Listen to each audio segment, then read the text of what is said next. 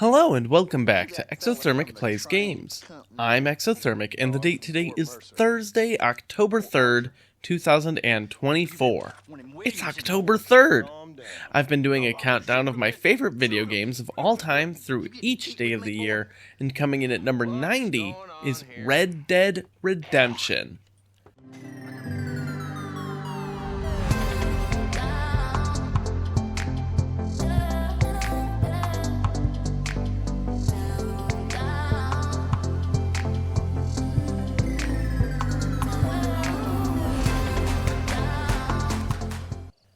I've ranked a couple Grand Theft Auto games on here, and while they're great, you know what's cooler than cars?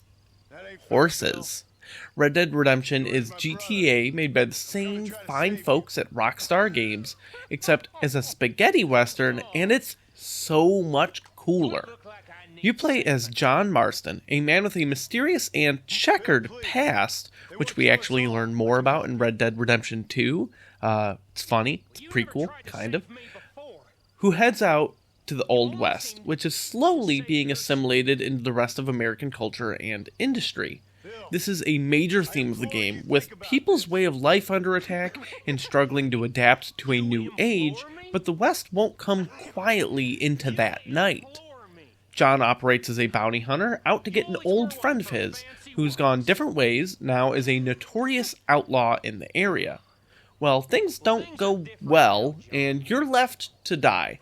Now I'm in charge! No more Dutch! And no more you. Implores. I implores you to go back and tell them to send someone just a little bit more impressive next time. Well? Oh. Poor John. Thankfully, John is saved by a rancher named Bonnie McFarlane. She gets you back on your feet and puts you in contact with the marshal of the nearby town. You spend much of the game doing work for Bonnie or the marshal, like protecting Bonnie's property or going on raids as a hired hand for the police, so you can build up the trust in the community and take down the seemingly untouchable threats within the region. The story as you follow this chapter of John's life is actually really great, but not really the thing that sucked me into the game. It's a bit of a slow burn, but very much worth it. That being said, what makes this game so great to me is actually everything else. You're free to just explore the world and find things to do, which, unlike the densely packed urban landscapes of the Grand Theft Auto games, is spread far and wide in the vast expanses of the Wild West.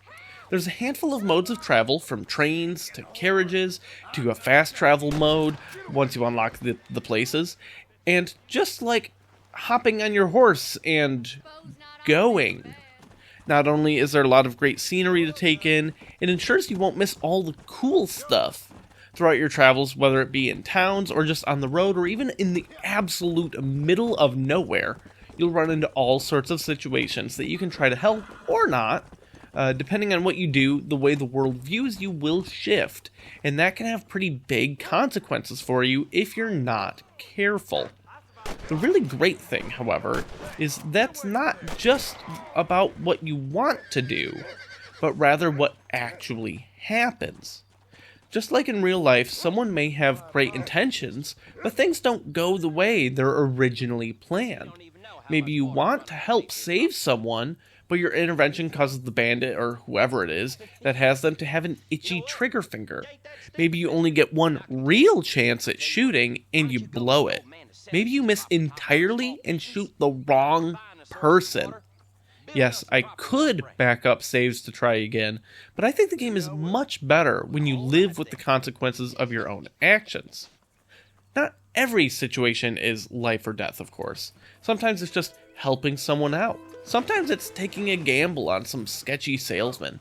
Sometimes you're just doing personal missions and challenges, like hunting wildlife, to earn some titles and rewards for yourself. The game is filled with things to do, and I appreciate that it doesn't throw them on your lap, but instead disperses them in a large outdoor arena for you to discover. Like this movie theater, where I'm actually really impressed with the comedy animations they made for the game.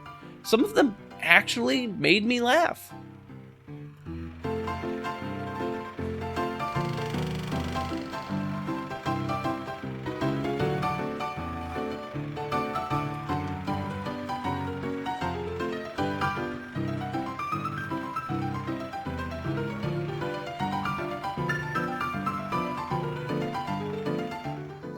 Join me tomorrow as I talk about my 89th favorite game, where I might like the pixel art even more than the already stellar gameplay.